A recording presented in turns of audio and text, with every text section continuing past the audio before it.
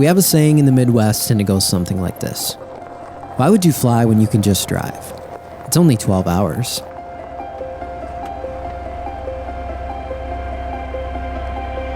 So I'm going to be honest with you, I rarely ever leave during the lawn season, and I rarely ever really leave the house because we live far enough from town that with all the stuff I have going on, you know, busy here all the time. Maybe not the greatest timing for me to be gone for a week here coming up as I just seeded all of this, but this is by far the fastest that I've ever seen this ryegrass come up and actually be ready pretty much today to mow, and we're on day 7, but I'm not gonna be mowing it because I'm gonna be leaving. So Kelsey's gonna take care of all this stuff. She's gonna hopefully send me some videos and see how things are going. We do have some chances of storms coming up, so I wanna leave the blankets in place just in case for the next couple days, and then they're gonna have to come off because this stuff is already so tall. It's ready pretty much to start mowing, as I said, very soon. Keep these ryegrass plants in your thoughts. Yesterday I put down some Disease X on here and then also some mefenoxam that I sprayed. So basically all I can do is hope we got some mid-90s coming all this week and some possible rain chances with that. Never know. We're just gonna cross our fingers and hope for the best. And you certainly can't go on a road trip with a dirty vehicle.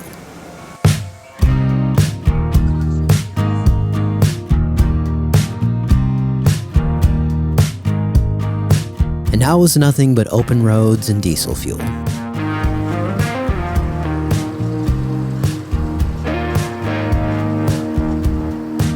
When you work for yourself, there are no true vacations. So I checked on irrigation and email during my hotel evenings.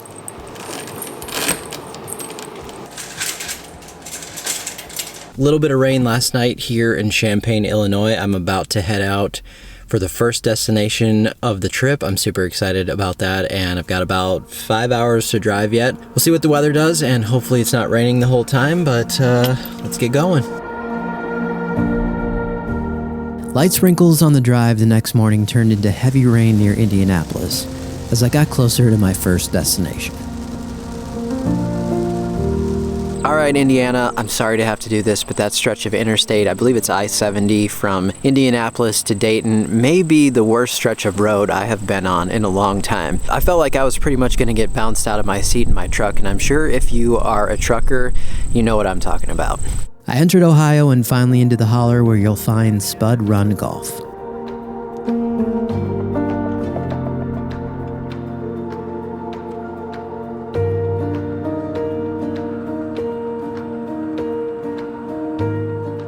So I'm here today at Spud Run Golf in Southern Ohio. Very excited that this is the first stop on my trip, and very excited that Jeremy has allowed me to come out here. We're gonna do some mowing, we're gonna talk about the turf. He gets a lot of golfers out here now, but not necessarily to talk about the grass and what he's done to build this course basically from scratch. And of course, play some golf as well, hopefully here if it doesn't rain. But it is looking like it might get a bit stormy, but hopefully that'll all hold off. And I'm looking forward to having some conversations with him about this course and how he built it. So stay tuned.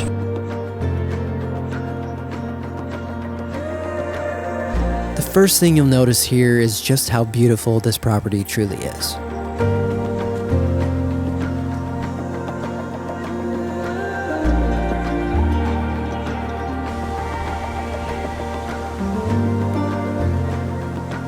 When I arrived, Jeremy was prepping the course for a big evening match.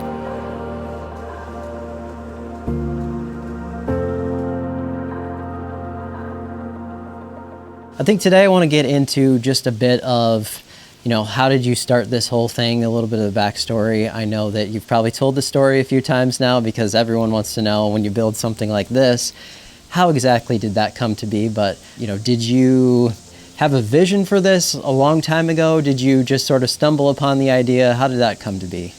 Well, first off, thanks for coming out and putting Spud Run in front of new eyeballs. I mean, that's what it's all about. It's getting the word out.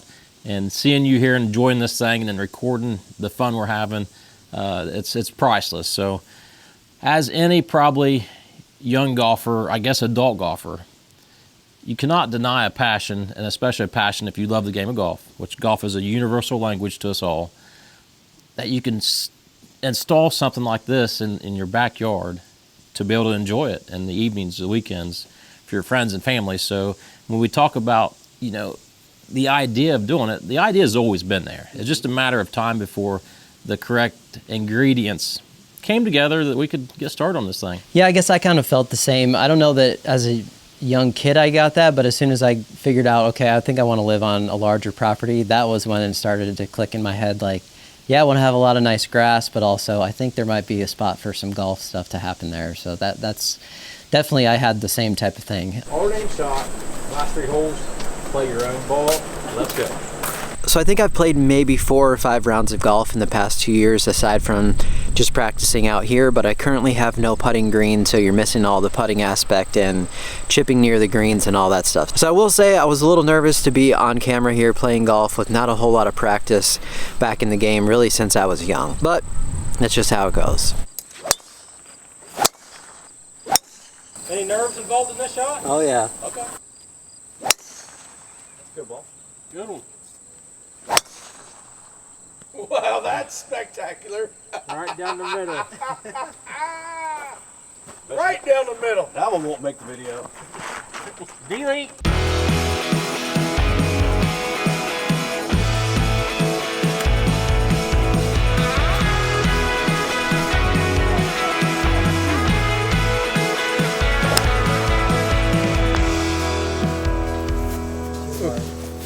So another rule at Spud Run, if it's anywhere within that length, pick it up. So that's our... That was a little too hard. I know. Take some time to get used to it. You act like you've never played here before. That ain't hard enough. But that is inside, boys. Right. We got to make a decision here. We got 2 par 3s that one person will be teeing off in the alternating shot method. Okay. And then the other one is a drivable par 4. Is your wedge game feeling tight? I'd say I let you do the drive. All right.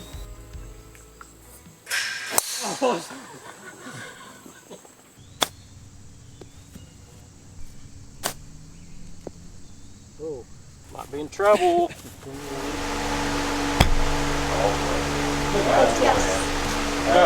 Go. Oh, nice shot. In the end, Jeremy and I may not have won the evening match, but this backyard golf hole is all about fun and friends above all else.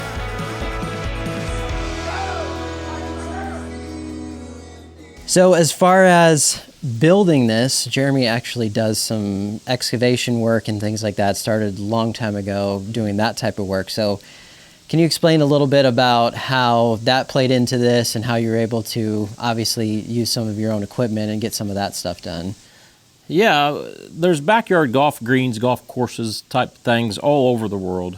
When you stretch something out to build something like we've built here, and kind of like what you're building, it cannot necessarily be done with just a shovel and a wheelbarrow. I mean, We've moved massive quantities of dirt to make what we have here. So like Ryan had mentioned, I'm fortunate enough to have all the equipment, the excavators, the dump trucks, the bulldozers, the skid loader, to make this job, for one, it was more fun to use all that stuff. And then 2, it makes it easier and allows you to not give up as easy when you've got that machine power to literally move mounds of dirt to sculpt how you want.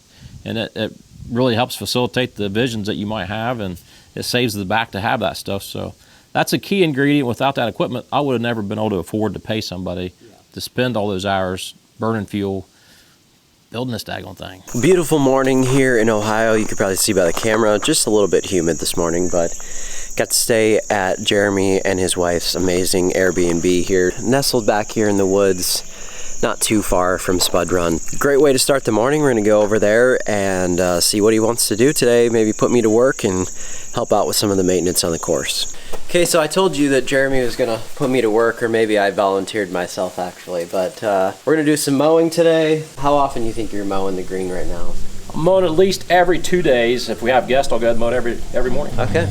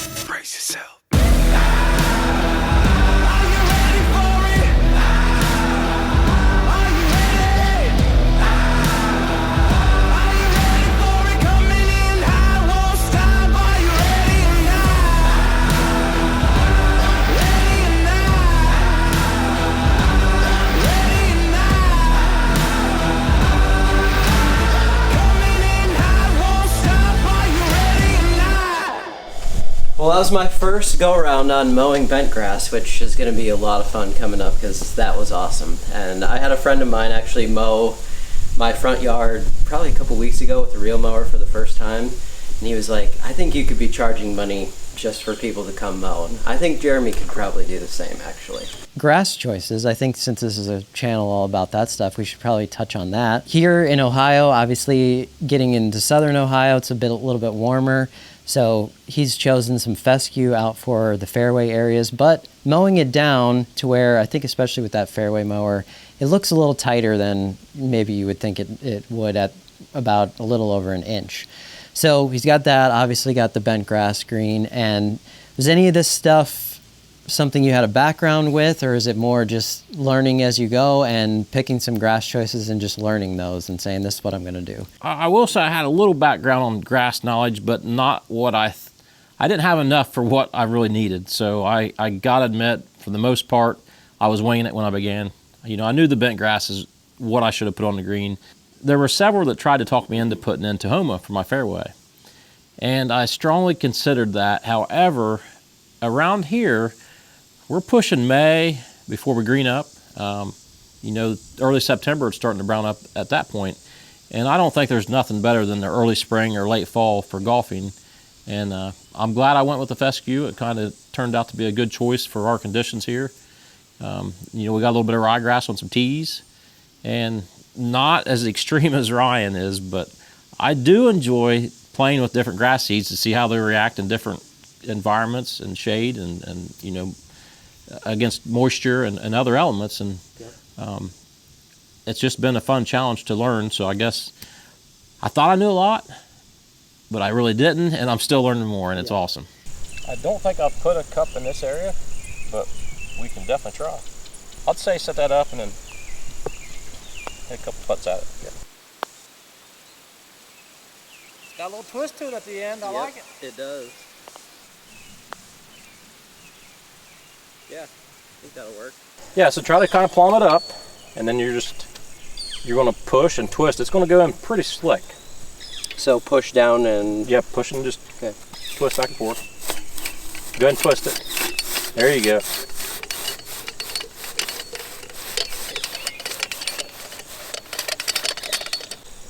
Grab down with your right hand down. Yep. You there? And just pull it up real slow. Okay. So this here, you're just going to try to jam down the center, get that hook over, and just kind of pull up.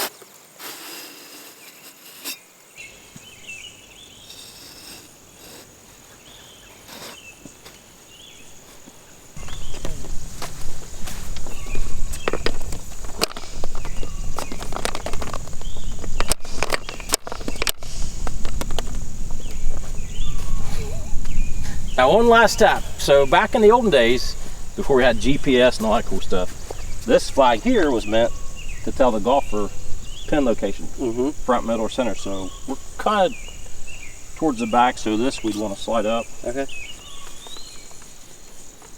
So that's going to tell the golfer, hey, the pin is near the back and not front. A little farther? That's probably good. I don't think most people know what it's for. Easy peasy.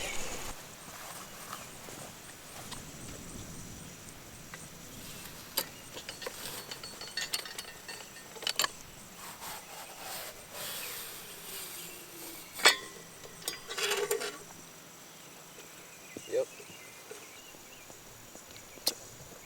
Feels pretty good. So, Spud Run, where does the name come from? We've made a whole video about this, but I'll try to condense it down to the Cliff Notes. Spud Run Golf, a good friend of mine, he's got a big farm, and they grew up, they had potatoes, so they grew potatoes, and as kids, we would go over and help harvest potatoes, clean the potatoes, bag them, and their fields were just perfectly laid out for a golf course. So we'd go back through the woods, and there'd be a pasture, and then there'd be a neck down, and then woods, and then to another pasture. And from an aerial view to this day, if we looked at it, you would probably think there was a golf course there, just the routing was pre-built. And as all the best golf holes in the world, it's more like they were already built before man stepped foot on them. And that was kind of that notation there. And as kids, we always said, we're going to build a golf course here, we're going to call it Spud Run Golf because of the potatoes on the farm. Well, it turns out as we got older and we realized, we came to our senses that, you know, maybe we won't build a golf course on the farm, which was okay. We went our different paths. But once I had the opportunity with this land and my passion for a golf course, I could not deny the name Spud Run Golf to call my backyard golf course. All right, so the biggest thing for this is hydrostatic, so that's going to be your forward and reverse. This should be your throttle. Once you get started, we'll run full throttle at all times. The trick on starting this, it's actually not a trick, it's built into it, but it's a safety that when you turn the key, well, it won't start until that light goes off. Okay. So then, as you travel, obviously, once we started, we want to make sure they might have bled off our back reels, so we want to make sure the reels are all the way up. Mm-hmm. Once you get out and to the fairway or get close to it, you're going to hit this to enable the reels. And then you can kind of leave that on the whole time. Yep. And as you approach your exit, you're just going to raise up. Mm-hmm. And then once you raise up, it stops the reels, and once you put it back down, they're going to raise themselves. Okay.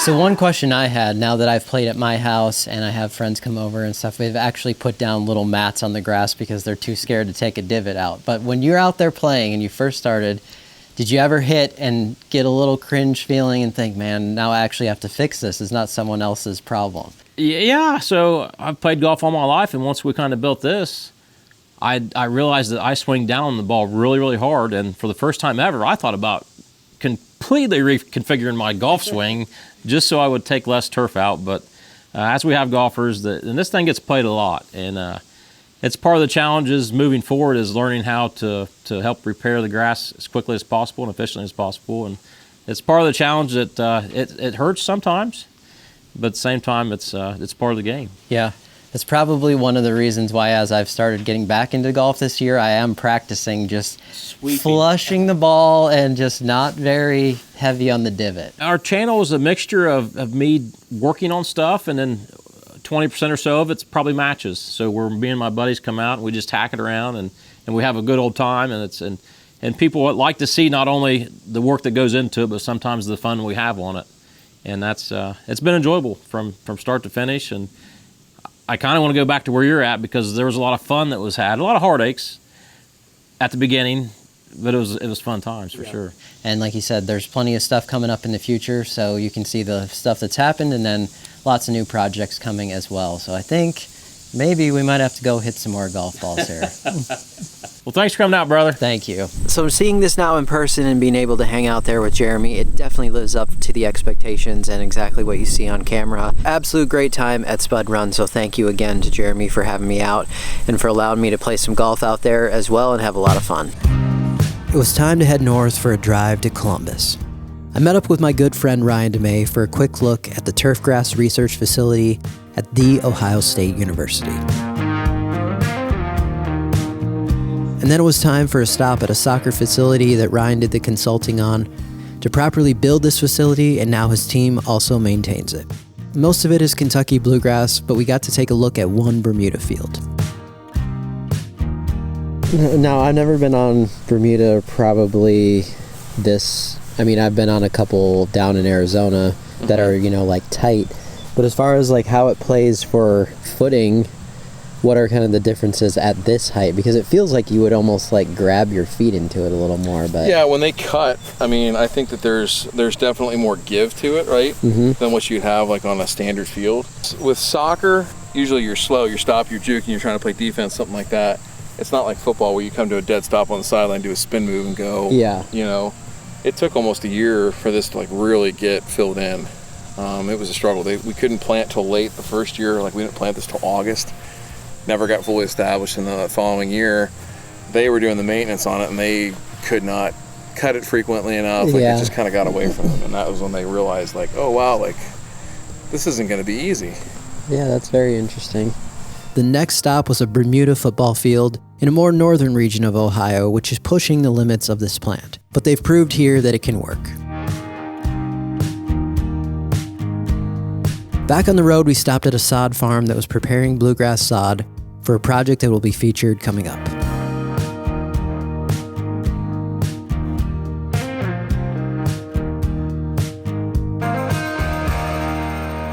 Quick message here about our fall seed sale as well. We have 15% off my elite grass seed now through August 15th. So hurry and get over to the website if you would like to get in on that deal. 15% off right now using code SEED15. Thanks for the support.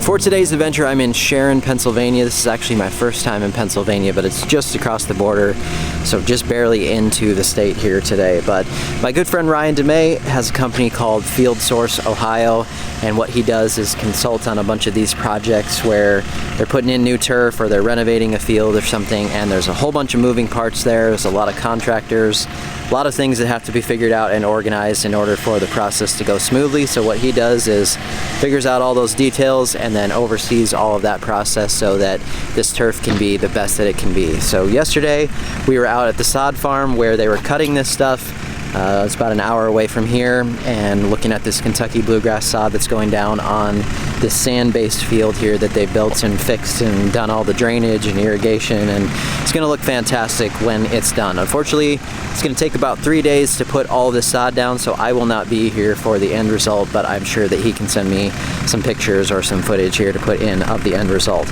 Also, there's a very unique situation about this project because we have this stadium thing here that was built in 1934, and I love to see that some of these structures are still here and they haven't torn all this stuff down. So you can definitely feel the character of this place.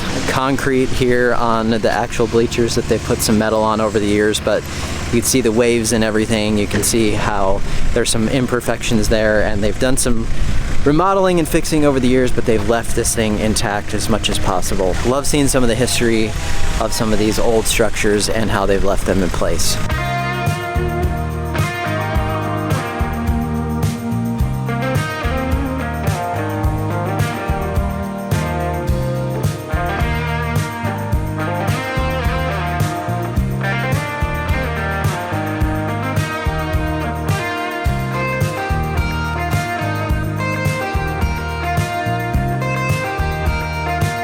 You can feel the history just standing in this space, and a brand new real grass field seems just right.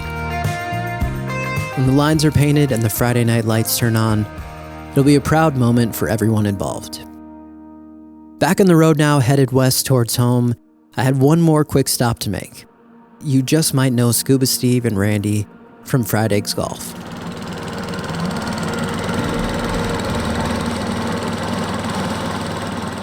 They also let me mow their home golf green, and this time also try out the roller. There's two important things when you're on a roller. One is there's a toothed side of this roller, and it's important to always have that push you up the hill. Okay. Because if it's on the pull you up the hillside, it'll sit there and it will just chew the green to pieces. So you always just want to make sure that you're facing the pond, just about brushing back and forth, and you're just going to kind of make small tweaks just with real little turns. Yeah, and you'll feel it at the beginning. It kind of helps to look down because you'll see the wheel peek out like that, and you'll know what direction you're moving in. And you can't hurt it. So the only thing and the second thing I would be weary of is how quickly you go from left to right, because he about tipped it over on himself once. Mainly going up that street. So you're wanting to transition like kind of slow, like between. Yeah, you'll get a feel for it. It's kind of like, I don't know if you've ever driven a manual transmission, but it's kind of like working the clutch. It's kind of the same thing. It's just that feel of like moving off of one and onto the other. Okay. Yeah, once you take your foot off, it's going to stop. Yeah. And then you can come the other way. Okay. It should stop.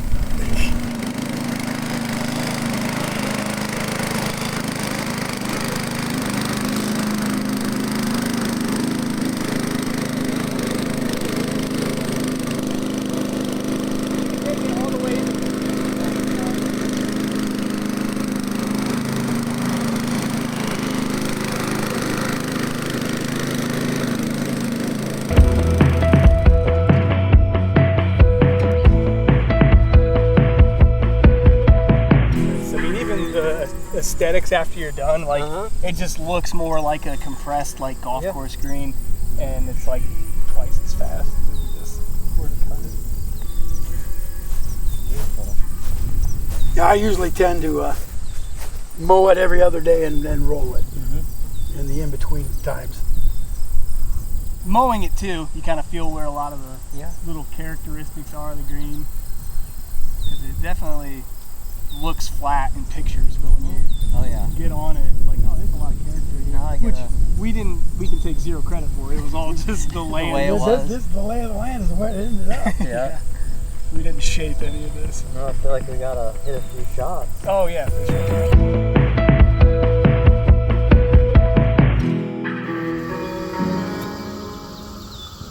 You were right. I know I was. I still make this putt. Never gonna sell myself short. That was a lot of fun as well to check that out. After we had rolled that green, I think 3 times, it was so lightning fast that putts from the top were pretty much nearly impossible. So a quick update on what's going on behind me here. You can see that things look a lot different in only a short amount of time since I left and came back, and a few days here of making sure water stays on this and everything.